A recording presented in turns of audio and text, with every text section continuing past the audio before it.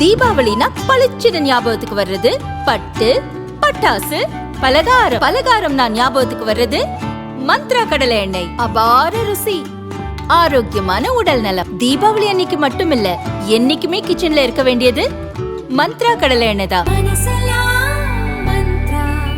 பொதுவாக இடதுசாரிகள் புதிய கல்விக் கொள்கையில் எதிர்மறையான விமர்சனங்களை கொண்டிருக்கிறார்கள்.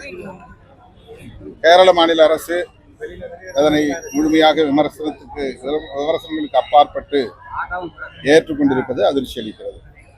நாகேந்திரன் என்ன சொல்றாருன்னா, அவங்க சகாதானே அவர்களே ஏற்றுக்கிறதுக்கு அப்புறம் தமிழ்நாடு ஏற்றுக்கிறது என்ன தயக்கம்னு கேட்கிறாரு. தமிழ்நாடு பிறருக்கு முன்னோடியாகத்தான் இருந்திருக்கிறது, வழிகாட்டியாக இருந்திருக்கிறது, முன்மாதிரியாக இருந்திருக்கிறது. இதிலும் தமிழ்நாடு ஒரு முன்மாதிரியாகத்தான் விளங்குகிறது. எஸ்ஐஆர் என்கிற ஸ்பெஷல் இன்டென்சிவ் அந்த ரிவிஷன், சிறப்பு தீவிர வாக்காளர் பட்டியல் திருத்த நடவடிக்கை கூடாது என்பதுதான் திராவிட முன்னேற்ற கழகத்தின் நிலைப்பாடும் அதன் தலைமையிலான கூட்டணி கட்சிகளின் நிலைப்பாடும். நேற்று நான் அந்த வேண்டுகோளை வைத்து ஒரு அறிக்கையும் வெளியிட்டிருக்கிறேன். என்ன வேண்டுகோள் என்றால், உடனடியாக தமிழ்நாட்டில் அனைத்து கட்சி கூட்டத்தை மாண்புமிகு முதல்வர் கூட்ட வேண்டும்.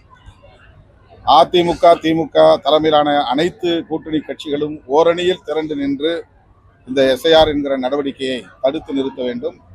இதனை எதிர்த்து திமுக உள்ளிட்ட பல்வேறு கட்சிகள் உச்சநீதிமன்றத்திலே வழக்கு தொடுத்திருக்கின்றன. விடுதலை சிறுத்தைகள் கட்சியின் சார்பிலும் வழக்கு தொடுத்திருக்கிறோம். வழக்கு நிலுவையிலே இருக்கிற போது அதனை தமிழ்நாட்டில் நடைமுறைப்படுத்துவது ஏற்புடையதல்ல. எனவே மாண்புமிகு முதல்வர் அவர்கள் விரைந்து அனைத்து கட்சி கூட்டத்தை கூட்ட வேண்டும் என்பது எங்களுடைய வேண்டுகோள். திராவிட முன்னேற்ற கழகத்தின் தலைமையிலான கூட்டணியில் நாங்கள் மிகவும் உறுதிப்பாட்டோடு இருக்கிறோம் என்பதை பொறுத்து கொள்ள முடியாத, சகித்துக் கொள்ள முடியாத பாஜக உள்ளிட்ட சங் பரிவார்கள் இந்த அவதூறுகளை பரப்புகிறார்கள், விமர்சனங்களை பரப்புகிறார்கள், எங்களை குறிவைத்து அரசியல் செய்கிறார்கள். எப்படியாவது திமுகவுக்கும் விடுதலை சிறுத்தைகளுக்கு இடையில் ஒரு விரிசலை ஏற்படுத்திவிட வேண்டும் என்பது அவர்களின் நோக்கமாக இருக்கிறது. ஆனால் அவர்கள் ஏமாந்து போவார்கள். அதற்கு ஒருபோதும் திமுக தலைமையிலான கூட்டணி இடம் கொடுக்காது.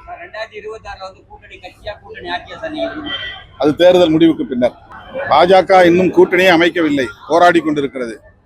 அதிமுகவே பாஜகவோடு நீடிக்குமா என்பது கேள்விக்குறிதான். திமுக கூட்டணியை எதிர்ப்பதற்கு ஒரு அணியாகவே திரளவில்லை, உதிரிகளாகத்தான் சிதறி கிடக்கிறார்கள் எதிர்க்கட்சிகள். எனவே திமுக கூட்டணிக்கு தவேக உள்ளிட்ட கட்சிகளால் எந்த பாதிப்பும் ஏற்படாது.